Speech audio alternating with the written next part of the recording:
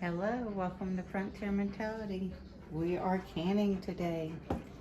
I harvest the front members, harvest sweet potatoes in the front yard Friday evening.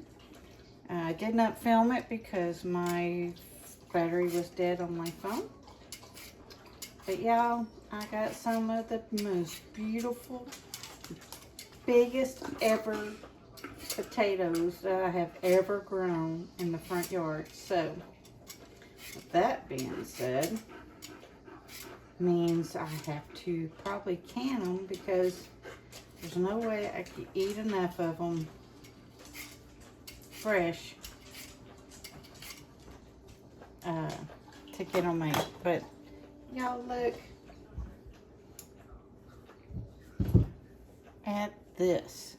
These are huge. And these are now my all-time favorite. Let me show you. Now this one busts, but that's okay because I can cut around the bust where it got too much water or something. But these are my orange potatoes. But these purple, some look like aliens. I want y'all to take a look at this one if I can get it shown. Okay, here's the root. What you would do with the root part, like when they grow crazy like this, is you peel them like a carrot and you just cut them up and you put them in. I save all the fingerling type of sweet potatoes. I just peel them and I put them all in when I'm canning. The ball canning book says sweet potatoes can for 65 minutes. You will have to look for your pound per pressure for where you're at. Where I'm at, North Georgia, it is 10 pounds pressure. I have like 4 jars that are wide mouth and the rest are regular, and these sweet potatoes are dense. I am going to put the health benefits of the purple sweet potato in the description, maybe even in the comments. I haven't decided yet, because the health benefits of the purple potato versus the others, there is no comparison. I'm having to cut around a bad spot. So I did have some type of little wormy get into some of these. No rats, no mice, nothing like that. So that's good. Just some critter decides his food is my food too. And that's usually how it works. I've got them in water right now. Just to help them until I get them in the jars. My jars are in the oven. I put them at, because I'm using quarts, I did them at 200 degrees for 20 minutes. And then I put it down to warm. And that's what it's doing right now. It's just sitting in there and staying warm. My pressure canner behind me is heating up. I'm just trying to get enough to go into, because my canner holds 7 quarts. So I'm trying to get enough cut up to put in there.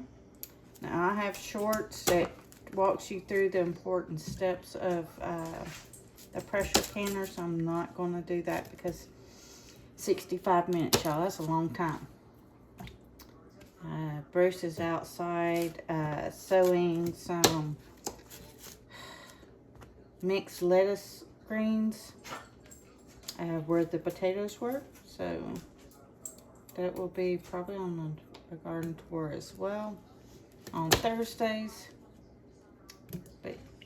And it will stain your hands, but I cannot work with gloves on. I've never been able to. I like to feel my food, but the good news for this purple one is I washed my hands because I had to take the dogs out and had to wash my hands before I started cooking again, or cutting and processing again. But every bit of the purple came right off. There it is, right there in front of me. But yeah, these are just so beautiful. They're great if you have blood sugar or diabetes. Purple sweet potatoes are what you're wanting. If you have heart health or eye health, the purple sweet potatoes. And most grocery stores do not have them. I wonder why. Because they're so dang healthy for you. But like I said, I'll put all of this in the description. Now, let me find one that I grew in. Because remember, we were, when we did dig up the sweet potatoes that were in the bed, remember I had some crooked orange ones that's just dirt. And I also had crooked purple ones. I remember I had logs in the bottom of that, so they didn't get to spread out as much as they wanted to, like they did in the front yard. But you can grow sweet potatoes in buckets, raise garden beds. But y'all, I believe they really and truly prefer the dirt in the ground. So, yeah. Frontier mentality. Y'all, please stay safe. Please get ready and please get prepared. Frontier mentality signing out.